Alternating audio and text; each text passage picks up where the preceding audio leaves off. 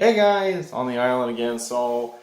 I have to do the review here on the phone, which actually is a bit unfortunate because I wish I actually could edit this review because there's a lot of things to talk about with the new Hellboy film. And the first thing I will say before everything gets out of the way, I did try to view this movie without the Guillermo del Toro films in mind. Now, admittedly, I really do enjoy those films. I actually enjoy the first one more than the second one, but I do enjoy them both a lot.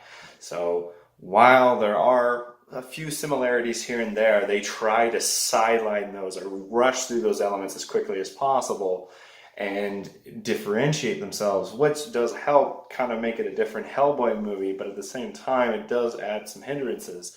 The first thing I will say is that the visual aesthetic style of this film is so good. I like Emilio del Toro's art aesthetic, admittedly. I did like his idea with it, but this is what you would get if you just went to frickin' town. Now, admittedly, I actually don't know if this is more on point with Mike Mangolia's comic line, but if it is, I will definitely believe it because they just go to town with the creativity and the maturity and the grotesqueness of certain characters and just the aesthetic styles of buildings and areas that they go to.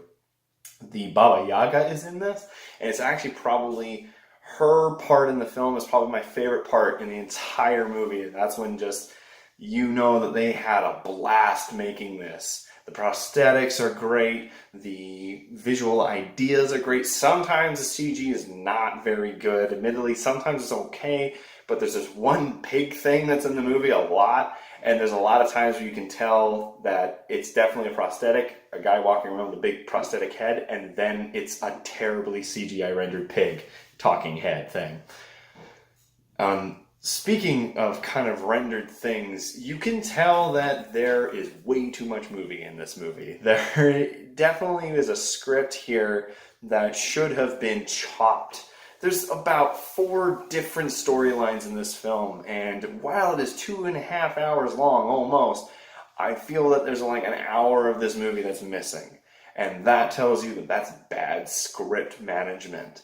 There is just too much. There's one point in the scene near the end of the film, like there's 4 different set climaxes of this film. And I think the third one, there's a scene in this cave, and I just was like this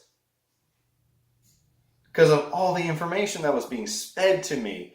And there's just too much. That's probably the film's biggest problem. There's just too much in this film.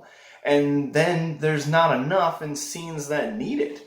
For instance, there is the connection between Ian McShane, who plays the professor, or Hellboy's dad, and there's nothing. They keep on trying to make this argument, this conflict, Hellboy acting like a little bitch, and Ian McShane basically just delivering trailer cue lines. And that is the extent of their relationship.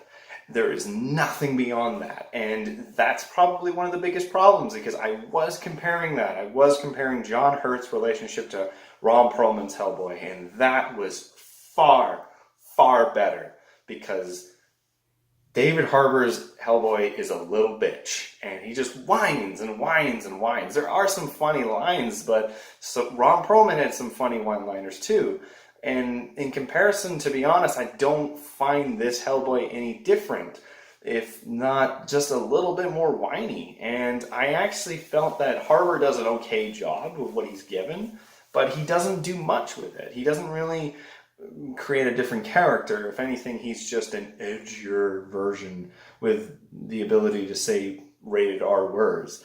So while I feel maybe aesthetically Harbour's looks better, I feel that the portrayal of the character is still done better by Perlman. And that's not just saying because Ron Perlman has that chin, but there's actually a development of this character. Whereas Hellboy, things happen because they happen. There's a girl who is kind of this friend who they shoehorn in halfway through the movie, and they make her matter. And at one point something happens to her, and literally 10 minutes later it solves.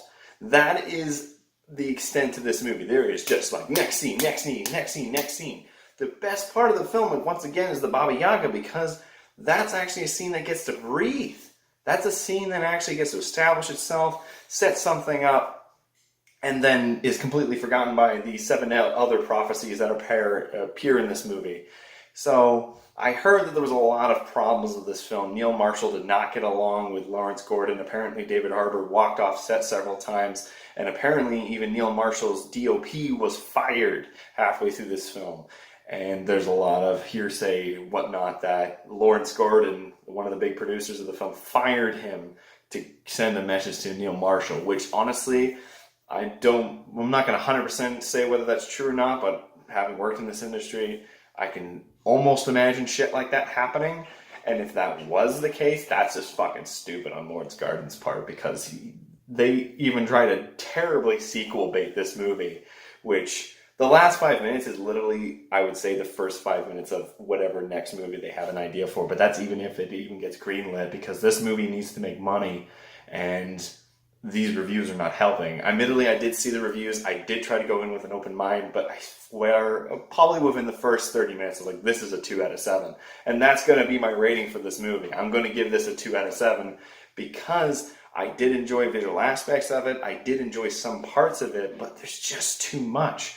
This is a 2.5-hour movie that's really a 4-hour long movie. And what they should have done is actually cut the script down so it would be a 2.5-hour long movie.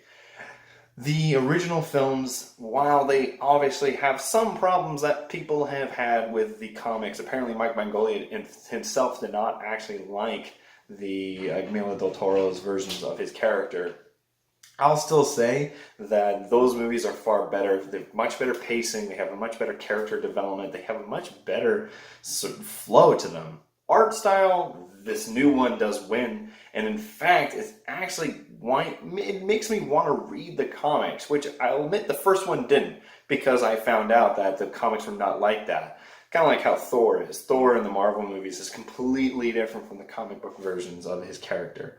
So, there you go. Anyways, guys, I hope you enjoyed this review. If you did, leave a like, and if you're interested in more, maybe subscribe. Tell me what you guys think. If you guys like this new one more than the old one, I'll admit the gore was kind of cool. But it's definitely, after a while, they're like, okay, we're just doing gore for gore effect. And, you know, I don't mind that, but you can tell that Neil Marshall definitely had some inspirations from his previous works, The Descent, his work of Game of Thrones. He even fucking throws in a Doomsday reference for some weird reason, really. But yeah, anyways, that's just my thoughts on it. You guys can take that and let me know what you guys think. Anyways, that's all from me. See you guys next time.